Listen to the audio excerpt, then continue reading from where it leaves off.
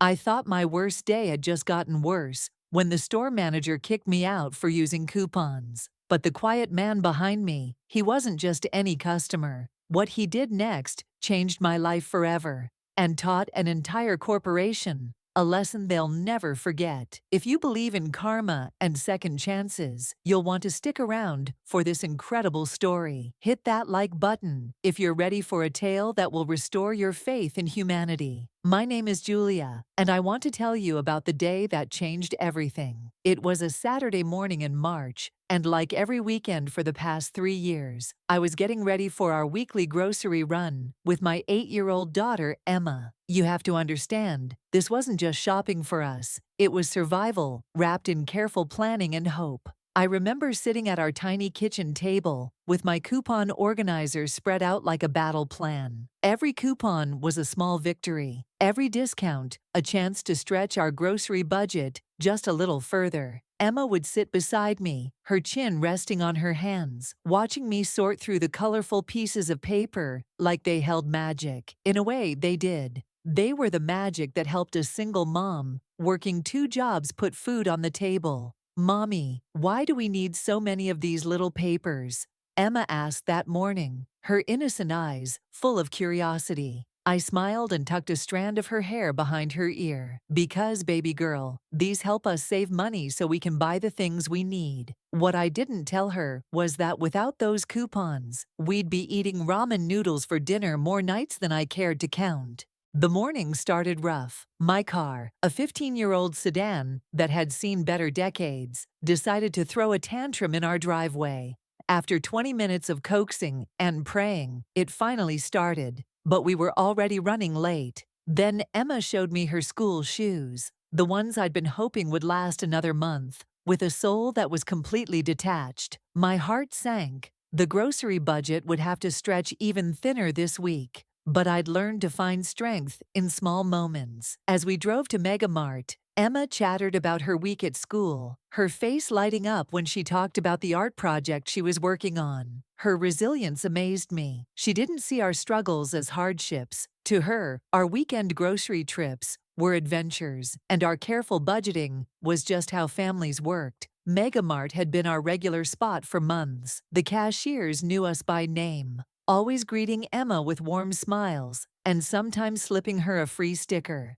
Mrs. Rodriguez, who worked the customer service counter, would wave at us from across the store. It felt like a community, a place where we belonged despite our financial struggles. That day felt different the moment we walked in. There was a tension in the air, a coldness that hadn't been there before. The familiar faces seemed stressed, and I noticed several employees whispering among themselves with worried expressions. I should have trusted that feeling, should have turned around and left. But we needed groceries, and I had my coupons organized perfectly. Emma grabbed a small cart, the kind designed for kids, and pushed it alongside mine. She took her job as my shopping assistant seriously, checking items off our list with a stubby pencil she kept tucked behind her ear. We moved through the store methodically, comparing prices, checking expiration dates, making sure every purchase aligned with the coupons I had. That's when I first noticed him, a man in his 50s, dressed simply in jeans and a plain gray sweater. Nothing flashy, nothing that would make you look twice. He was shopping alone, moving quietly through the aisles, but I kept catching him glancing in our direction. Not in a creepy way, just observant, like he was paying attention to something the rest of us were missing. We made it through the store without incident, our cart filled with carefully chosen items that matched my coupon collection perfectly. Emma was proud of how organized we'd been, chattering about which coupons would save us the most money. I felt that familiar flutter of relief in my chest. We'd done it again, stretched our budget to cover another week of meals. The checkout line was longer than usual, and we ended up directly in front of the quiet man in the gray sweater. Emma, being 8 and friendly, turned around and smiled at him. "Hi, I like your watch," she said, pointing to the simple silver watch on his wrist. He smiled back, the kind of genuine smile that reaches your eyes, and told her he liked her backpack. It was a brief, sweet interaction that warmed my heart. When our turn came, I approached the register with confidence. I knew my coupons were valid, organized, and matched perfectly with our purchases. The cashier, a young woman named Jessica, who'd rung us up before, started scanning our items with her usual efficiency. Everything was going smoothly until she reached for my coupon folder. That's when he appeared. Mr. Davidson, I'd learn his name later, emerged from nowhere, like a storm cloud. He was tall, sharp-suited, with the kind of expression that could freeze water.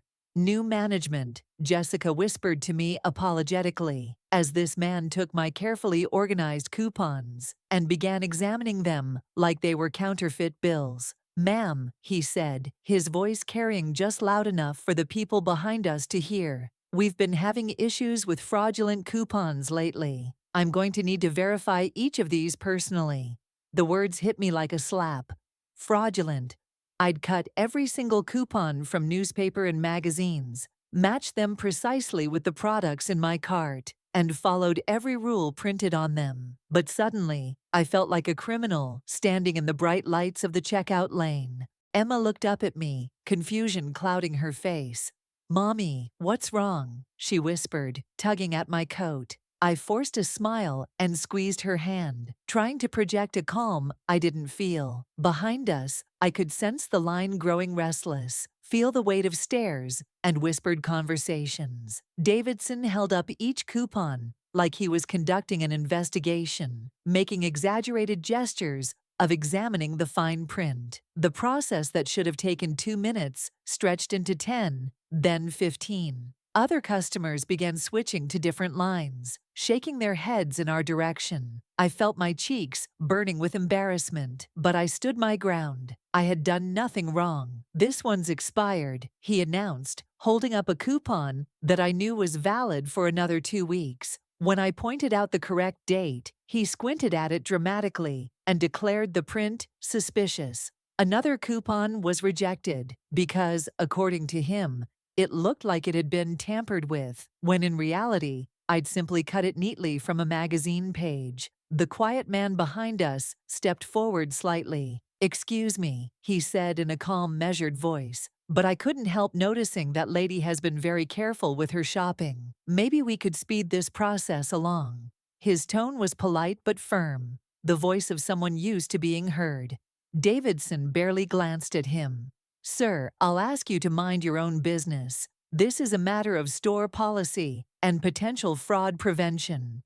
The dismissal in his voice was absolute, as if he were swatting away an annoying fly. But the man didn't back down.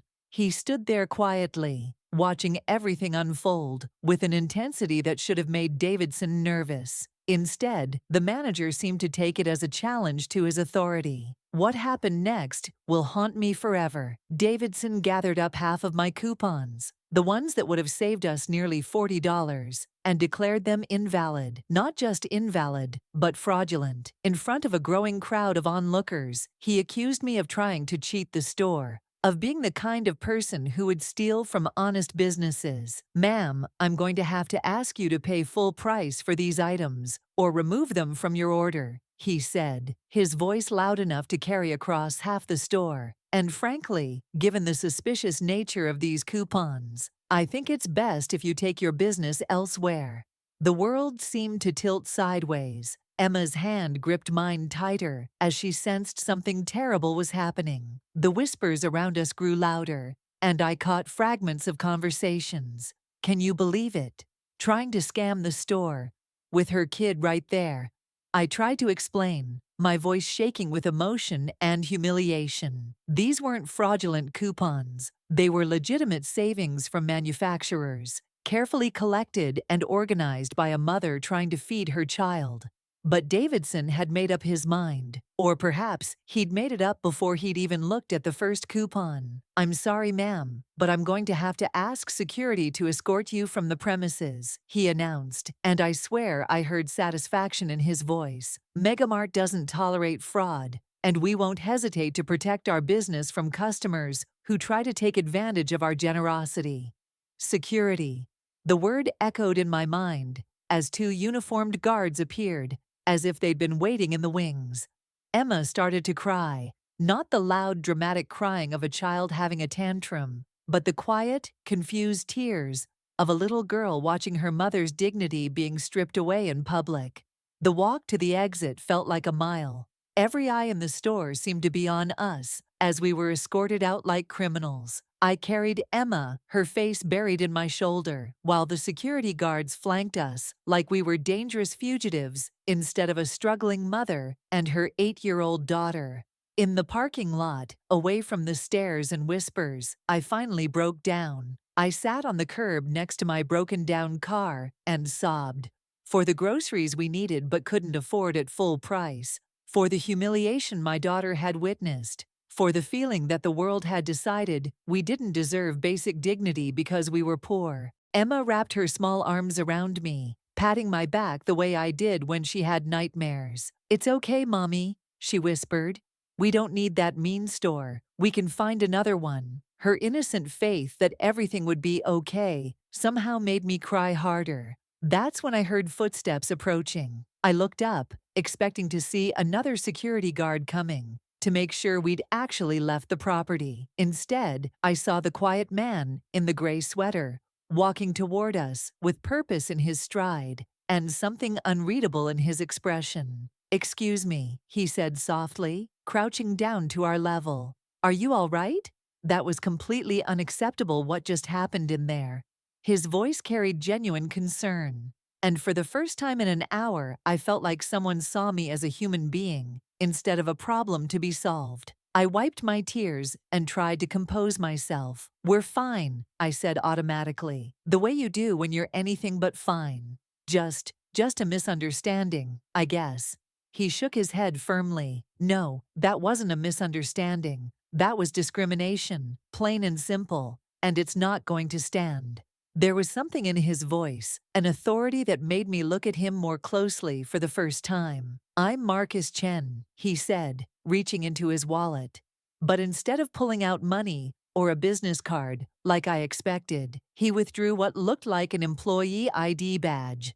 "And I think you and I need to have a conversation about what just happened." I stared at the badge, trying to process what I was seeing. Megamart Corporate, Senior Executive, Marcus Chen, Chief Executive Officer, CEO, the quiet man who'd been dismissed like an annoyance by Davidson, who'd watched a single mother get humiliated for using legitimate coupons, who'd been told to mind his own business, owned the entire company. My mouth fell open. Emma stopped crying and looked between us with wide, curious eyes. Marcus smiled at her, that same genuine smile from the checkout line. And then his expression grew serious as he looked back at me. "I want you to know," he said carefully, "that what happened in there goes against everything this company is supposed to stand for. I started Megamart 20 years ago with the belief that everyone deserves access to affordable groceries and to be treated with dignity while shopping for their families. What happened to you today is not just wrong. It's a betrayal of everything we're supposed to represent." I couldn't speak. The CEO of Megamart was crouched on a curb in his own store's parking lot, apologizing to me while my 8-year-old daughter watched with fascination. It felt like a dream, or maybe like the world had turned completely upside down. "First things first," Marcus continued. "You're going back in there, and you're getting every single item on your shopping list. Every coupon you brought is going to be honored, and Mr. Davidson is going to personally apologize for what he put you through." But even as he spoke, I could see in his eyes that he wasn't done. This wasn't just about one bad manager or one horrible shopping experience. This was bigger. We walked back into the store together, Marcus, Emma, and me. And I watched the atmosphere change the moment employees recognized him. Word spread like wildfire through the aisles. The CEO was here, and he was walking with the woman who'd been escorted out just 20 minutes earlier. Davidson's face when he saw us approaching was something I'll never forget. The color drained from his cheeks as recognition dawned, followed quickly by panic, then resignation. He knew his career had just ended. And he knew exactly why. Mr. Davidson, Marcus said, in a voice that carried across the entire front of the store, I believe you owe this lady and her daughter a sincere apology. And then I believe you need to process their shopping order exactly as they presented it, honoring every single coupon they brought. What followed was the most uncomfortable apology I've ever witnessed. Davidson stammered through an explanation about store policy and fraud prevention. But Marcus cut him off. There was no fraud here, Marcus said firmly. There was only a manager who decided to humiliate a customer because she was using coupons to stretch her budget. That's not protecting the store, that's discrimination, and it ends now. My groceries were processed in minutes. Every coupon honored, every discount applied. Jessica, the original cashier, handled the transaction with trembling hands, clearly nervous about the corporate presence, but also visibly relieved that justice was being done. But Marcus wasn't finished. I'll be in touch, he told me, as we loaded the groceries into my car. What happened today is going to lead to some serious changes in how this company operates, and I'd like your input on making sure it never happens to anyone else. I thought that would be the end of it. A nice story about a CEO who did the right thing, made sure a wronged customer was treated fairly, and probably fired a bad manager. I went home that night feeling grateful but also emotionally drained from the entire experience. I never expected the phone call that came 3 days later. Sarah, this is Marcus Chen from Megamart. Do you have a few minutes to talk? He wasn't calling just to check on us, though he did ask how Emma was doing and whether we'd had any trouble using the gift card he'd given us to cover future grocery trips.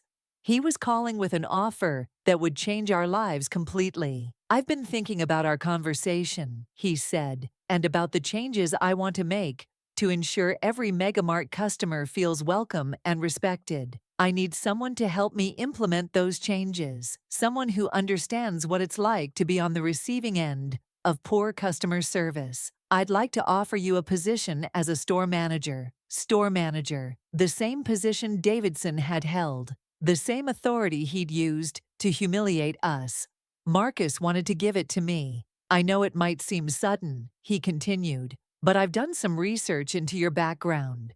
2 jobs, excellent performance reviews, strong work ethic, and clearly someone who understands the value of treating people with dignity. Plus, you know firsthand what changes need to be made. The salary he offered was more than I made at both of my jobs combined. Full benefits, including health insurance and a college fund for Emma, management training and ongoing support, and the location, the exact Megamart where we'd been humiliated just 3 days earlier. I accepted on the spot. The day I walked into that store, wearing a manager's badge instead of carrying a coupon organizer, was surreal. Some of the employees remembered me from that horrible Saturday, and I could see the surprise and confusion in their faces. But Jessica, the cashier who'd been caught in the middle of the whole situation, smiled so wide I thought her face might break. I'm so glad you're here, she whispered during our first staff meeting.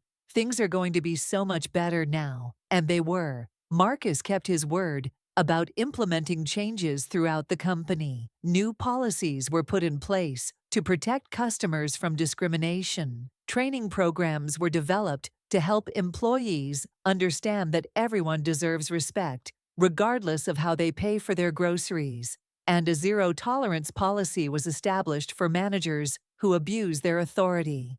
But the changes weren't just corporate-wide. They were personal, too. Emma enrolled in a new school district with better programs, closer to our new house. Yes, we were able to move out of our tiny apartment into a real home with a yard where she could play. She started taking art classes, something we'd never been able to afford before. The store I now manage has become one of the most successful in the region. But more importantly, it's become a place where every customer feels welcome. We have a special program for customers using assistance programs or coupons, with trained staff who understand that saving money is smart, not shameful. I keep a photo on my desk from Emma's 9th birthday party, the first party we were able to throw in our new backyard. with kids from her new school, and enough cake for everyone. In the background of the photo, you can just make out Marcus, who'd stopped by to drop off a present and ended up staying for the whole party. He's in deep conversation with Emma about her latest art project,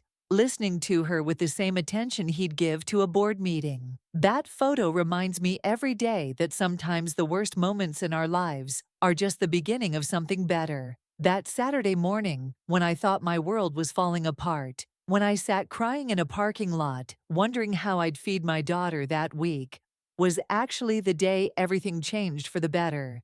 People ask me if I ever think about that day, if it still hurts to remember how we were treated. The truth is, I think about it often, but not with anger or sadness. I think about it with gratitude, because that horrible experience led to something beautiful, not just for Emma and me, but for every customer who shops at Megamart, knowing they'll be treated with dignity regardless of how much money they have or how they choose to spend it. Marcus taught me that sometimes karma doesn't look like revenge. Sometimes it looks like transformation. Sometimes the universe doesn't just balance the scales. It tips them so far in the direction of justice that everyone benefits. Emma, now 10 years old, sometimes comes to the store after school to help me with small tasks. She knows the story of how we ended up here, and she's proud of how we turned our worst day into our greatest opportunity. She still helps me organize things, but now it's inventory reports instead of coupons, staff schedules instead of shopping lists. Last month, a woman came through my checkout line with 3 young children and a stack of carefully organized coupons. I watched her count and recount her money, saw the worry in her eyes as she tried to decide which items she could afford and which she'd have to put back. I recognized that look because I'd worn it myself. I quietly told the cashier to honor every single coupon and apply our store discount to anything that wasn't already on sale. When the woman tried to thank me, tears in her eyes, I just smiled and told her to have a wonderful day, because sometimes the best way to pay forward a kindness is to make sure it keeps spreading. That woman will probably never know that the manager who helped her was once humiliated in a grocery store for doing exactly what she was doing. She doesn't need to know the whole story. She just needs to know that there are still places in this world where a mother trying to feed her children will be treated with the respect and dignity she deserves. As I lock up the store each night and head home to Emma, who's usually waiting with homework questions and stories about her day, I'm reminded that we never know who's watching when we make the choice between kindness and cruelty. That quiet man in the gray sweater taught me that the most powerful people are often the ones who don't need to announce their power. They just use it quietly, consistently, to make the world a little bit better for everyone else. So here's what I want you to take away from this story. Your circumstances don't define your worth. Your struggles don't determine your future.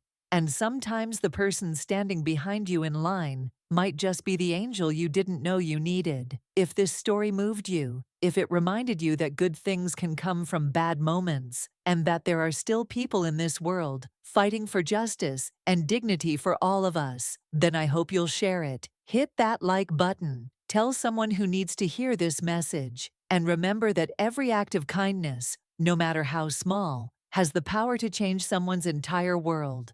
Because you never know when you might be the quiet person in the gray sweater, standing in line behind someone who desperately needs to know that they matter, that they're valued, and that their story isn't over yet. Sometimes the best stories aren't the ones we plan. They're the ones that find us when we least expect them and remind us that there's still magic in this world. You just have to be brave enough to believe in it, even when everything seems to be falling apart. Thank you for listening to my story. Thank you for believing that people can change, that justice can prevail, and that sometimes, just sometimes, the good guys really do win.